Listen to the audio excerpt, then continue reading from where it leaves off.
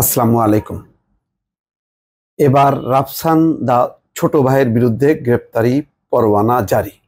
বেশ কিছুদিন থেকেই রাফসানকে নিয়ে বেশ মানে তুমুল আলোচনা চলছে, তর্ক বিতর্ক চলছে।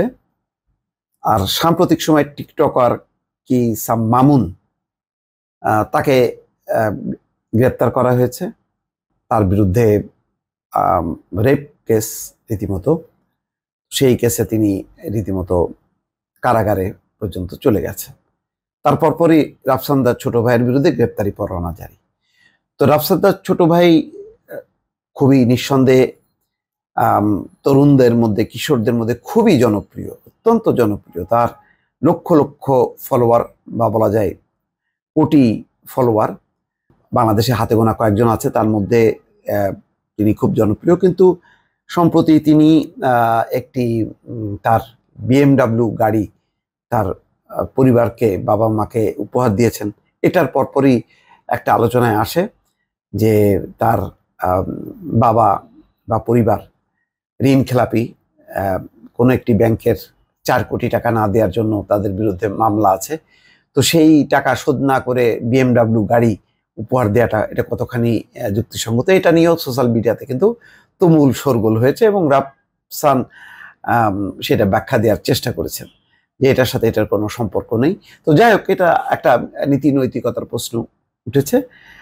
কিন্তু সবচেয়ে গুরুত্বপূর্ণ যেটা কারণে এবার গ্রেপ্তারি পরোয়ানা জারি হলো, সেটা হলো একটা ব্লু ড্রিঙ্কস। এটার কোনো অনুমোদন নেই, কিন্তু এটা বাজারজাত করেছেন। আসলে যখন নাকি একজন কন্টেন্ট ক্রিয়েটর খুব জনপ্রিয় হয়ে যায়, সে তখন একটা আদর্শের প্রতীক হয়ে যায়। ফলে এই মাপের কেউ যদি কোনো আইনগত ঝামেলার মধ্যে, কোনো নিয়ম আইন ভঙ্গের মধ্যে পড়ে যায়, তখন কিন্তু এটার একটা বিরূপ প্রতিক্রিয়া হয়।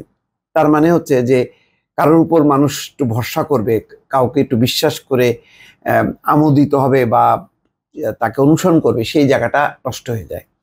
তা আমার ধারণা যে রাফসান দার ছোট ভাই এটা যদি অনুমোদনহীন ব্লু ড্রিঙ্কস বাজারজাত করার এই অভিযোগ যদি সত্য হয়ে থাকে, এবং এই কারণে যদি গ্রেপ্তারি পরোয়ানা জারি হয়ে থাকে, এটা তার ক্যারিয়ারের জন্য খুব নেগেটিভ হলো। অন্য বিষয়টা না হয়, ব্যাংক লোনের ব্যাপারটা এটা আমি বাদই দিলাম, এটা পক্ষে বিপক্ষে অনেক যুক্তি থাকতে পারে, কিন্তু এইটা তো একেবারে খুবই নীতিগত ব্যাপার। তো সেটা কতখানি এটার রাফসানের বক্তব্য, এটা অবশ্যই একটু জানা দরকার, বোঝা দরকার।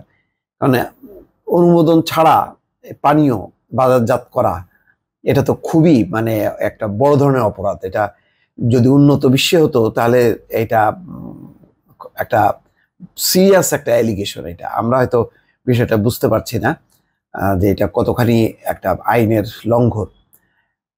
এখানে বলা হচ্ছে যে 24শে এপ্রিল কুমিল্লা নগরীর বেসিক এলাকায় অবস্থিত মেসার্স ব্লু ড্রিঙ্কস কারখানায় অভিযান পরিচালনা করা হয়, যা গত 17ই মে নতুন করে সামাজিক যোগাযোগ মাধ্যমে ভাইরাল হয়। ওই সময় ইফতেখার রাফসানের ব্লু ড্রিঙ্কস তৈরির কারখানায় মানহীনভাবে ব্লু ড্রিঙ্কস তৈরি করার অভিযোগে 30,000 টাকা জরিমানা করা হয়। জানা যায় কুমিল্লার বেসিক শিল্পনগরীতে অবস্থিত মেসার্স ড্রিঙ্কস ব্লু বেভারেজ প্রতিষ্ঠানটি মোড়কজাতকরণ নিবন্ধন সনদ গ্রহণ না করে ইলেকট্রোলাইট ড্রিঙ্কস পণ্য প্রস্তুত করে আসছিল।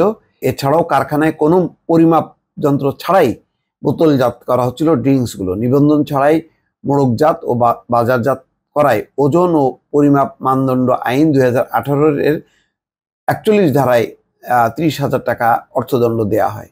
তো এরকম অর্থদণ্ড যদি দেওয়া হয়ে থাকে, তারপরেও কেন সচেতন হলো না রাফসান, সেটা বোধগম্য না। কিন্তু আমার ধারণা যে এই আইনের আওতায় রাফসানের করা উচিত ছিল।